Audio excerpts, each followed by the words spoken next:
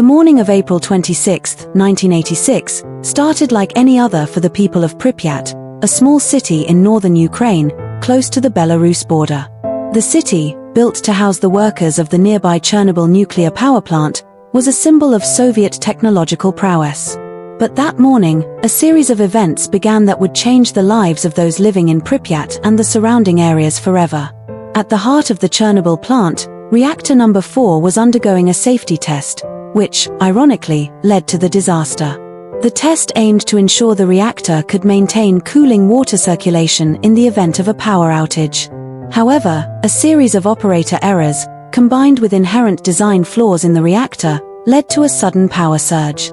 At 1:23 a.m., the surge caused a catastrophic explosion, ripping through the reactor. The force of the explosion blew off the heavy steel and concrete lid of the reactor, releasing a plume of radioactive material into the atmosphere.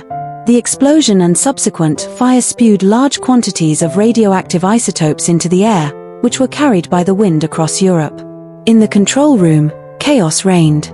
Operators struggled to understand what had happened.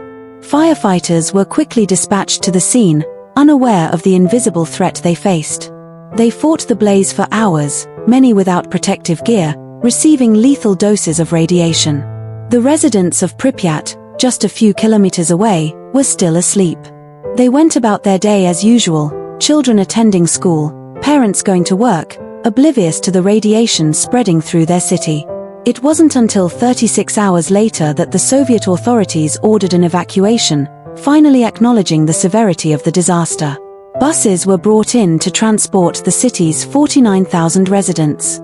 They were told it was a temporary evacuation and to pack lightly, taking only essentials. Most believed they would return in a few days. As they boarded the buses, many left behind pets and cherished belongings, not realizing they would never return. The evacuation zone soon expanded, encompassing more than 30 kilometers around the plant. Soldiers, scientists, and volunteers, later known as liquidators, were brought in to clean up the site and mitigate the radiation spread. Many of these heroes paid with their lives or their health, succumbing to radiation sickness in the following years. In the weeks following the explosion, the Soviet government constructed a massive concrete sarcophagus to encase reactor number 4, trying to contain the radiation. Despite these efforts, the area remained highly contaminated, creating an exclusion zone that persists to this day. The fallout from Chernobyl spread across Europe, with elevated radiation levels detected as far away as Sweden and the UK.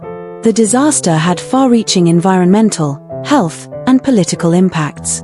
It exposed the flaws in Soviet nuclear policy and secrecy, contributing to the eventual dissolution of the Soviet Union.